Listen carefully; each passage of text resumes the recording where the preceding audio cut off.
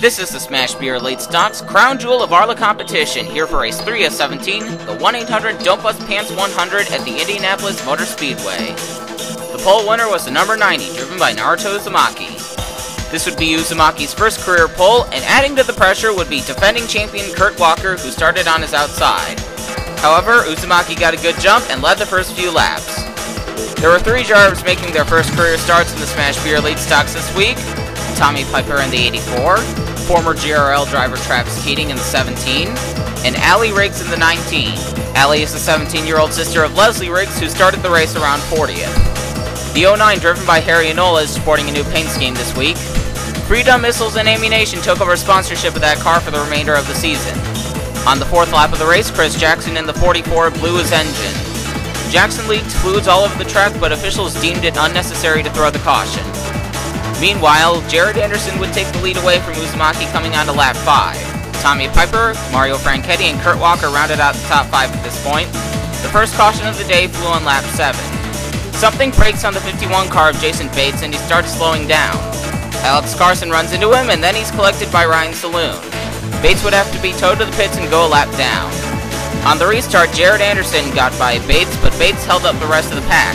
However, he quickly got up to speed and proved that he could keep up with the leaders. On the bottom of your screen, you'll see that Allie Riggs had passed Naruto Uzumaki for the 3rd spot. A few laps later, Allie Riggs would pass Tommy Piper for the 2nd spot, and then she worked her way around Jason Bates on the outside line. However, she did not have enough momentum to make a move for the lead. Naruto Uzumaki would then quietly work his way past Riggs and then take the top spot back from Anderson. Going into 3 a few laps later, Riggs would run into Uzumaki going for the lead. Mario Franchetti in the 4 seized the opportunity to pass Riggs for the 2nd spot. Riggs was placed on probation after the Rockingham qualifying race for running into a whole bunch of people, but no penalty is expected from this move. Mario Franchetti then took the lead a few laps later. Right there you're going to see Uzumaki and his teammate Kakashi Hatake battling side by side for 2nd. The 2nd caution of the day would fly in lap 22.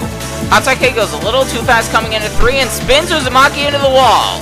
No one else hit Uzumaki, but that impact with the wall messed up his engine and he had to drop out of the race.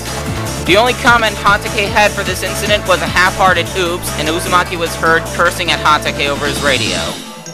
On the restart, Hatake got a nice jump on Mario Franchetti and passed him for the lead going into 1.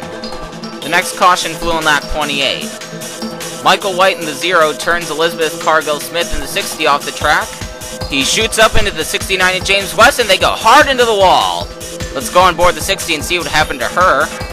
She gets turned all the way into the grass. She goes back up onto the track, almost into the 13, and goes into the wall. She continued on, but that damage affected her for the rest of the race. Not long after the restart, Dale Underwood in the 03 emerged as a contender, passing Mario Franchetti for the 2nd spot, and then he made his way past Hatake with just 2 laps to go. It appeared that Hatake would have to settle for being bridesmaid once again, but on the final lap, he powered by the 03 and took his very first Smash Beer Elite Stocks victory. Kakashi Hatake finally snaps his 2-year winless streak.